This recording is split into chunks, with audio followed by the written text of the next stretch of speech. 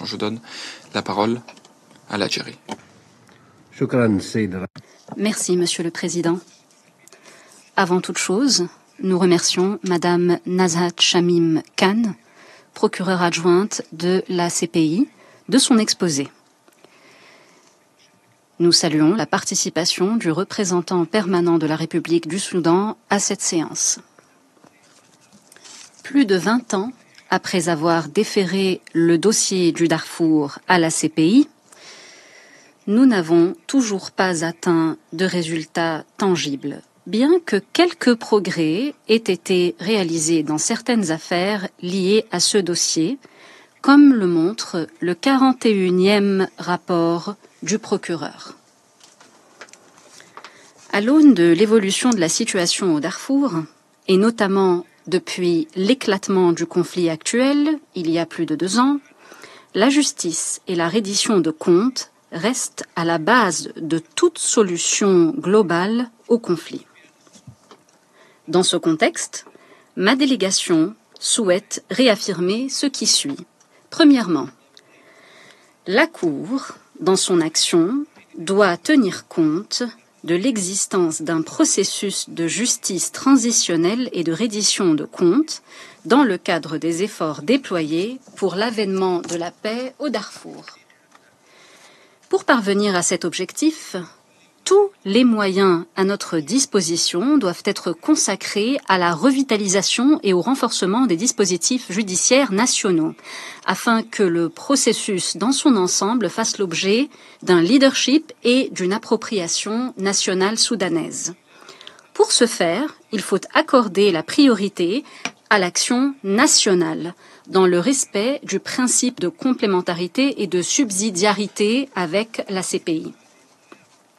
Cela passe également par l'établissement des bases du partenariat et de la coopération nécessaires avec les acteurs internationaux et régionaux.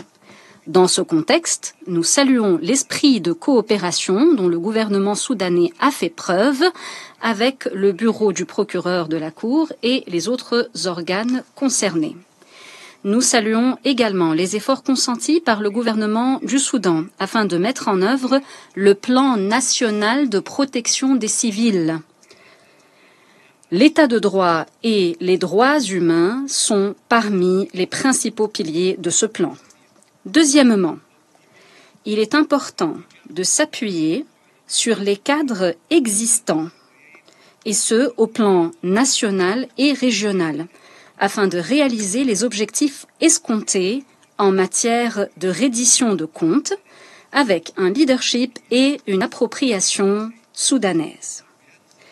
Partant, l'accord de paix de Djouba et les dispositifs de l'Union africaine représentent 2 points d'entrée pour la création des mécanismes à même d'aider à parvenir aux solutions idoines. C'est pourquoi la communauté internationale doit apporter un appui suffisant à ces efforts, cela d'une part, et d'autre part, les parties prenantes soudanaises doivent continuer de se conformer au cadre pertinent. Troisièmement, l'évolution de la situation au Soudan frère, et notamment au Darfour, depuis l'éclatement du conflit actuel en avril 2023, ne peut être ignoré dans le cadre des efforts déployés dans la reddition de comptes et la poursuite des auteurs de crimes et de graves exactions à l'encontre des civils et de tous les responsables des graves violations au droit international, y compris le droit international humanitaire. À titre d'exemple, les forces d'appui rapide n'ont, jusqu'à ce jour, pas respecté la résolution 2736. Ces forces continuent d'assiéger la ville de Facher, où vivent des centaines de milliers de civils sans défense, dans une situation humanitaire catastrophique. C'est pourquoi, face à cela, il faut agir dans le strict respect du droit. Il en va de même pour les crimes commis à l'encontre des personnels humanitaires et à l'encontre des infrastructures civiles et notamment les hôpitaux. En effet, les crimes en question peuvent constituer des crimes de guerre. Il s'agit de violations graves qui peuvent constituer des crimes de guerre. Il est donc nécessaire de poursuivre les auteurs de ces crimes. Par ailleurs, il existe un appui externe aux auteurs de ces délits et crimes à l'encontre des civils au Darfour. Il s'agit là d'un facteur contribuant directement à la situation actuelle. C'est pourquoi nous appelons de nouveau à mettre fin à toute forme d'intervention étrangère au Soudan.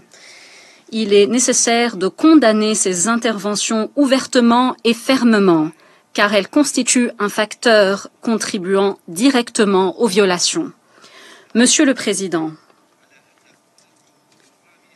tous les efforts visant à l'avènement de la paix au Soudan, y compris pour l'établissement des cadres de justice transitionnelle et de reddition de comptes, doivent se faire dans un strict respect de la souveraineté et de l'intégrité territoriale du Soudan.